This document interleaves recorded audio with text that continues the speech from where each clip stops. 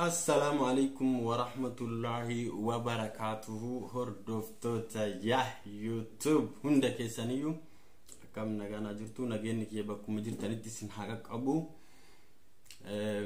Torbaan taree waa'ee borcii akkamitti akka balleessitan isinitti himee ture. Namoonni baay'een qoricha saniisaa argannaan an jettan keessaa na dubbisaa isiniin jedhee lakkoofsa kiyyallee isinii kaa'ee ture. Nama na dubbisee nama agarree na kommenti jalatti ammoo lakkoofsa kee tani lakkoofsa kee kommenti jala jira. Qorichi sun sirriitti bareeda, nama baay'eetti itti fayyadamee qorichi sun sirriitti dalagaa. Har'a ammoo waan gabaabaa waan yeroo isinitti hin furanne yeroo gabaabduu takka keessatti finniisni keessan akkamitti isinirraa badu torbee takka keessatti finniisa fuulaa ammallee fuula gugurraacha'uu qaama gara maraanuu gugurraacha'uu finniisaafis waan baay'eefis akkamitti akka isfirraa balleessitan torbaan tokko bicha fayyadamtan. Ganama subii yeroo hirribaa kaatan fuula keessan dhiqattanii fuula keessan erga dhiqattanii booda sa'aatii takkaaf dawaa kana dibattanii yoo torbaanitti isinirraa hin badin ni argitan jechaadha. Ni amantanii fayyadamtanii wanni kana ni beeytanii. Mana madaamii jechuun namni mana madaamii jiru, namni biyyoota arabaa biyya faranjii jiru waan kanan beekanii elveni jedhama. Kun karifeensa mataati.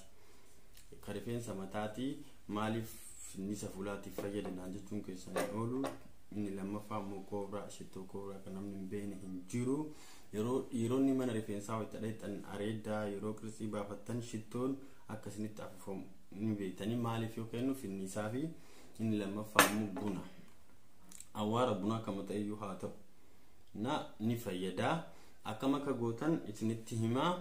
Warroonni na dubbisuu barbaadan keessan kommenti jala isinii kaa'ee jira. Lakkoofsi kee achiin na dubbisuu hin dandeettanii. Inni lammaffaa borcii sirriitti balleessa wanti sun. Yaadachiisa isaa dammoo dubartiin abbaa warraa qabdu yookiin marfee dhalaaf waan akkasii wanni akkasii fayyadamtan karaa gabaabaadhaan ulfa qoricha osoo fayyadamii qoricha akka miidhaa qabuun beektanii kiniinni akka miidhaa qabuun beektanii karaa gabaabaadhaan isin barsiisaa. Kiniinii fi marfee osoo fayyadamii miidhaa qaba ilma namaa irratti. Na isas akkam fayyadamin ulfa akkamitti osoo isaan fayyadamin ulfa akkamitti xiqqeessuu dandeenya ka jedhudha. Ulfa akkamitti ofirraa ittisnudha. Ammaaf ammoo barnoonni keenya har'a elvenii kana ka rifeensaati. Rifeensa tolcha. Rifeensa dubartiitiif sirriitti bareeda. Luuccessaallee hin goyisaa fi hin gadhaabaa. Hin beektan kana dubartiin mana baay'inaan. Inni kun ammoo shittoo koobraadha. Shittoo koobraa kun immoo buna. Akkamitti akka fayyadamtan gabaabseetuma isinitti hima akka isin hin dhibnetti. Ganama subii hirribaanii kaatanii maankaa tana takkitti buna awwaara buna kamiyyuu haa ta'u daakama haa ta'u bunni kamuu ni ta'anis kaafee maalii hin filatu hafuuruma bunaa haa ta'u maankaa tanaan buna keessan as keessan buustanii erga buustan booda awwaara bunaa maankaa takka erga buustanii booda elvenii kana fuutanii elvenii kana itti buustan oomochanii beeytanii erga isatti buustan ammoo waliin dhoytanii maankaadhaan jiisistanii koobraa kana ta'u. Namni baay'een beeka. I think dhiirri yeroo mataa mana rifeensaa muratan qirsii yeroo baafatan yeroo areeda haadatan akka shittoon isin afuufamu hin beektan. Shittoon maaliif akka ta'u sirriitti shittoon finniisa ni balleessan beektan. Shittoon illee adda addummaa qaba. Shittoon finniisa balleessa.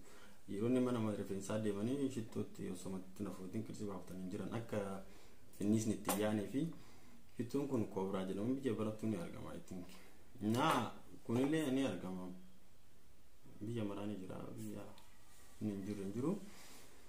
Buna awwaara takka eega maankaa tanaan itti buufattanii isa lammaffaa ammoo elvenii kana itti buustanii ergeessatanii shittoo koobraa kan itti afuuftanii erga itti afuuftanii qubuma keessaniin bakkee finniisni isinitti babba'u dibattanii erga dhiistanii booda sirriitti balleessa. Sirriitti fayyadama akkan isin jettu warra finniisa qabdan waan gurraacha qaama bakkee gurraacha'utti diddibadhaa fi dubartiidhaaf sirriitti fayyadaa.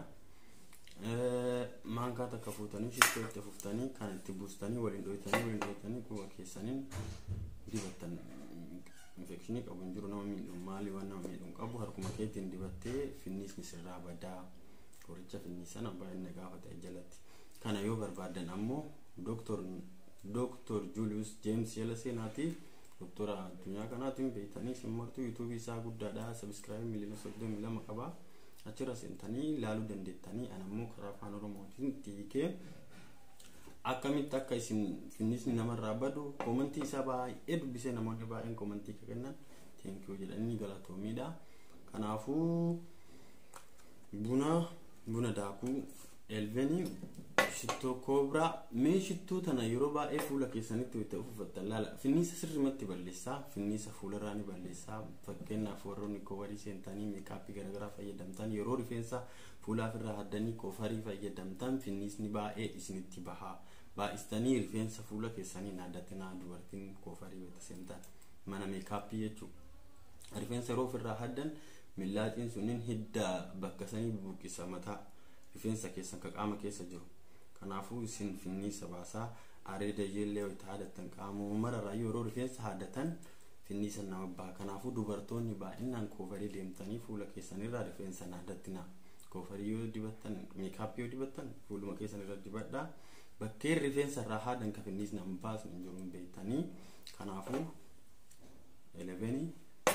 elveni shittoo koobraa buna maankaa takka ganama subii akkuma hirribaa kaatanii walii bulbultanii baay'ee bulbulan ta'uu hin beektanii bulbulan ta'uu walumatti qabataa jijjiidha isuma akkanatti fillaatanii sanbooda torbaan tokkoyyuu isinirraan eeguu kanuma fakkaataa torbaan itti aanu ammoo barumsa biraa doktoroota addunyaa jalaa wantoota qoratamee irra gahamee ilmi namaatti fayyadamu isiniif qabadhee dhufaa warri gaafii qabdan akkasuma akka duraanitti na gaafadhaa namoo gaafii keessaniif namoota baay'ee namoota beekamoo namoota waan kana irratti qorannoo qaban qabadhee isinii dhiyaadha. Barnoonni kiyya har'aa kanuma fakkaataa hin tuffatinaa barnoonni xiqqoo guddoon qabdu an ammoo waan isin miidhu hin hojjedhu waan isin miidhu irratti yeroo takka illee isin barsiisuun fedhu waan irraa ogummaa hin qabnee fi waan irraa hubannoo hin qabne isinitti hin fidu.